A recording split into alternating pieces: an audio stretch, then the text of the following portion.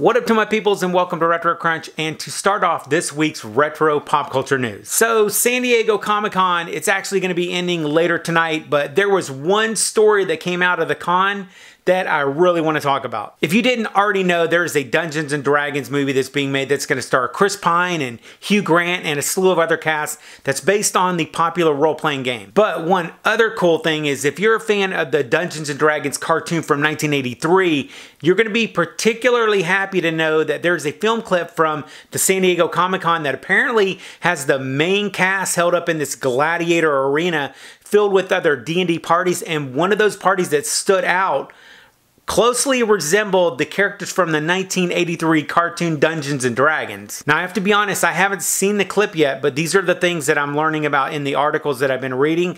But I'm sure after the Comic-Con's over, we're going to hear a lot more and probably see some video footage. I really liked the cartoon growing up. It was a really fun thing to get to watch, even though my parents didn't really care for me watching it growing up because they didn't really like the idea of Dungeons & Dragons. There was this time period where anything that had any type of like satanic type of feel that our parents didn't want us to see it. I do think it's really cool that they're paying homage to all the D&D fans out there and that they're bringing some things in from all over for this flick. Whether you're a fan of playing the game as a kid or even as an adult or just reading the books or watching the 80s cartoon like I did, it seemed like there's going to be something that all the D&D fans are going to really be able to enjoy in this film. For me, I'm a D&D player. I like playing the game, but also hearing that we're going to get to see characters like Hank and Eric and Presto and Bobby and the rest of those guys, I think it's really great to find that out. And also just seeing that we're going to get to see more characters than we actually expected to see in this movie is really great. I do hope that we see more than just a few seconds of the characters from the 80s cartoon though. If you were at San Diego Comic-Con and got a chance to see the clip with the 1983 cartoon cast,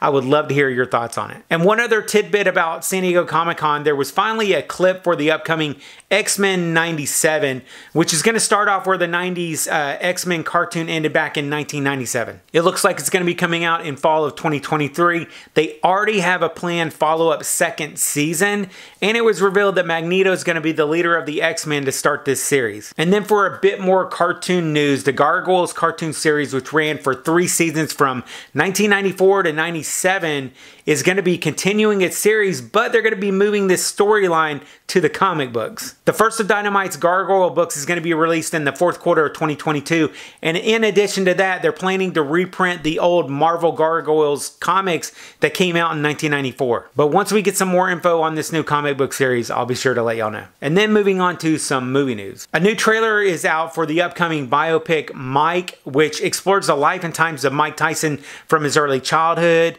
to his development into becoming Iron Mike, and even his prison time and the return to the ring. I grew up watching boxing, and Mike Tyson is one of my favorite fighters of all times.